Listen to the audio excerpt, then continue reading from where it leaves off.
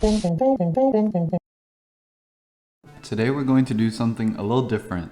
Instead of showing off any Pow Pow designs, I wanted to do a bit of world building for Pow Pow World, my fictional creature collector. I'm really happy with the designs for the creatures I have so far, but to continue staying interested in the world and motivated to create for it, I need to flesh out the world a bit more. I'd also like to call out that I am not an expert world builder by any means. I just love coming up with ideas and concepts, but I do want to make my world as good as I can within my capabilities. My current strategy for world building is to just take things one step at a time, since I think I can fall into the trap of getting carried away with big picture things and tend to lose focus or get overwhelmed and then quit altogether, which isn't very good. So one small step at a time is going to be the approach, just as I have for the Pow Pow designs. Some of the first few questions that come up when creating a creature collecting world are, can you collect an unlimited quantity of critters? Is there a limit? If so, how many? How does catching and collecting creatures even work?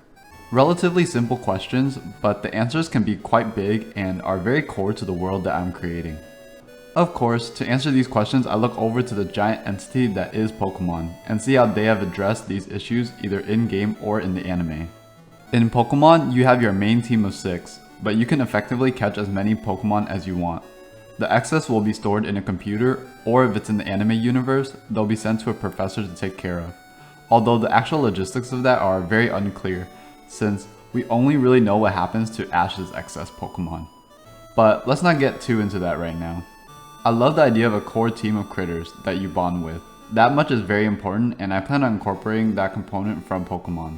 While I like the idea of having unlimited excess Pow Pow for the sake of greed and collection reasons, I don't think it's good for world practicality reasons. For one, if you have thousands of Pow Pow, you probably wouldn't even really know or bond with most of them. And if that's true, then I don't see a point to having them other than for collecting's sake. These are living, breathing creatures after all. I don't like the idea of them just taking up space in someone's collection just for the sake of collecting. Let's take dogs in the real world for example. I love dogs, and of course it'd be nice to own every breed of dog out there and have every single colorway for each breed. But owning that many just isn't really realistic and honestly not very responsible either. Just like dogs and cats, Pow Pow are beings with their own lives and personalities. They should be out venturing with you and bonding with you, not sitting in storage indefinitely. Also, if every scout was allowed to have unlimited Pow Pow, then I think the wild Pow Pow population would be quite scarce. Plus, it's kind of weird to imagine every person being able to possess a large population of Pow Pow at their disposal. So for all the reasons mentioned, I would prefer that people not have unlimited excess Pow Pow, and instead, people would have only a small handful of Pow Pow. By letting scouts only have a limited amount of Pow Pow, I think this helps put a lot more weight in deciding which Pow Pow you are going to capture and add to your team, which I personally like. This way, you're not just tempted to catch anything and everything you see.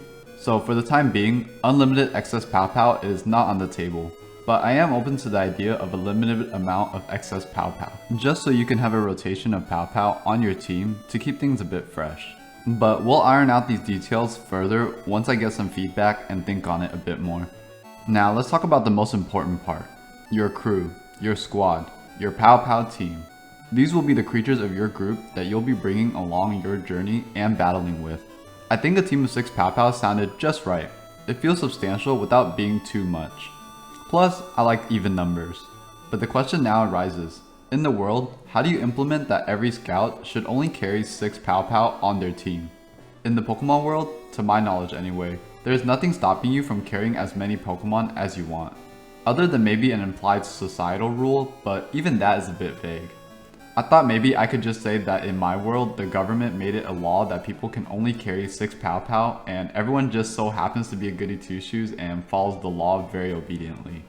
But that feels a bit silly and a bit lazy personally.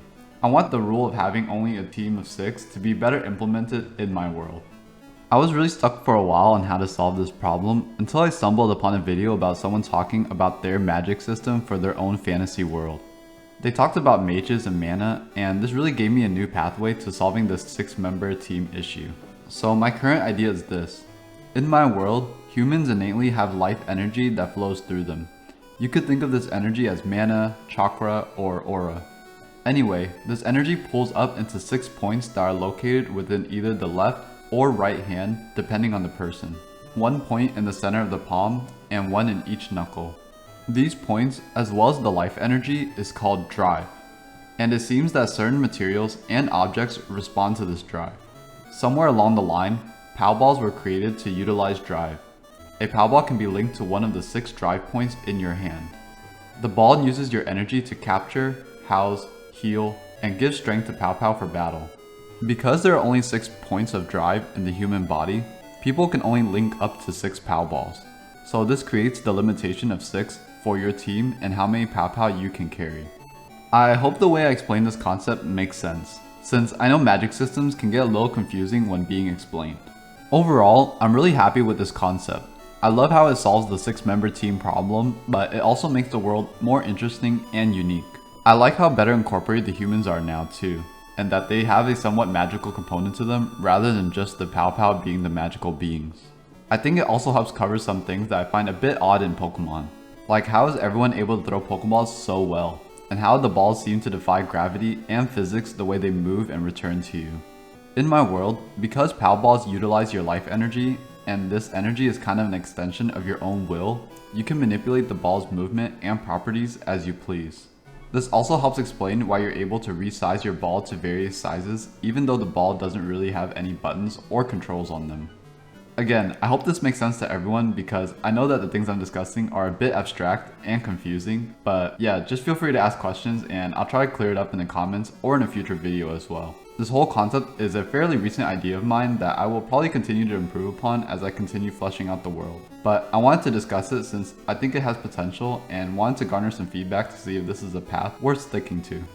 Next, let's talk about the Pow Ball. The Pow Ball is not only a device for capturing Pow Pow, but it's also their housing unit. It provides Pow Pow with a place to rest during your adventures. I imagine inside, your Pow Pow is kind of suspended in a liquid-like substance that is a representation of your drive.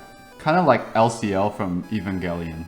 This liquid energy provides them with power, energy, and also sustenance. So you don't have to worry about taking out every member of your team out of their ball for them to eat and stuff. They can get all the nutrition from inside the ball as long as you yourself are full of drive. And that brings up another point. How does one replenish their drive? Well, drive is kind of like a magical mana version of energy. So things like eating and resting will replenish your drive naturally. And if you do happen to feed your Pow Pow outside of the ball, then they will not need to take up so much of your drive when they are in their ball. So you can feel free to have your Pow Pow journey with you inside or outside of their ball and not have to worry if they are being taken care of. I also like to think that because the Pow Ball is linked to you, the Pow Pow can access your vision and thoughts while they are chilling in the ball. Kind of like TV for them in case they are bored or want to keep up to date with what's happening outside their Pow Ball. That way you can feel less guilty about not having them all hang out with you outside their Pow Balls. But they probably spend most of their time sleeping inside anyway since they need lots of rest. I just like to think about these things because when I play Pokemon, I always feel a little bad that Pokemon in their Pokeball are just in endless sleep, which seems so sad.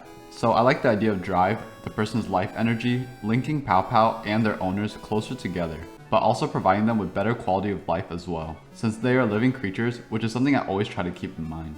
I also mentioned that Pow Balls provide Pow Pow with the strength for battle. I don't have exact details on how this works, but the general idea is that because Pow Balls supply your Pow Pow with your energy, they are stronger and better able to battle, and it would also be a way to buffer against any mortal wounds from battle. I like this because, again, it ties you closer to your Pow Pow, but it also better incorporates the human characters into the battle.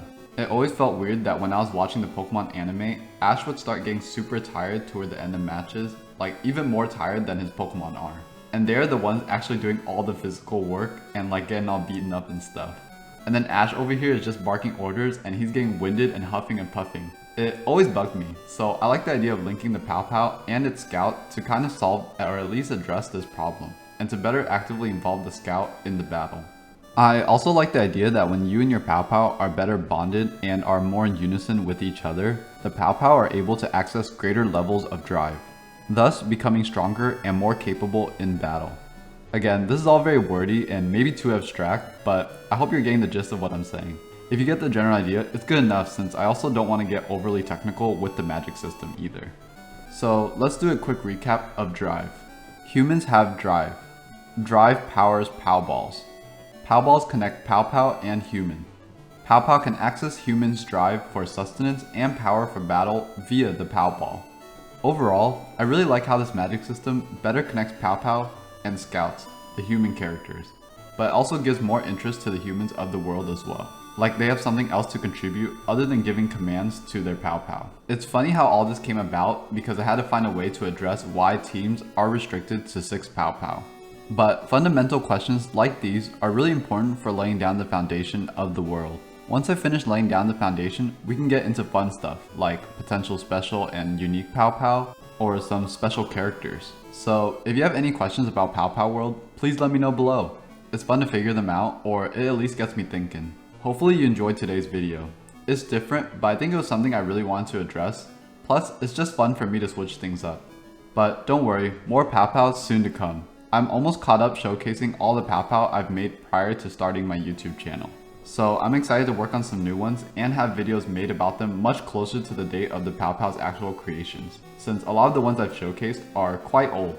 But anyway, thanks so much for watching, and as always, I will see ya next time.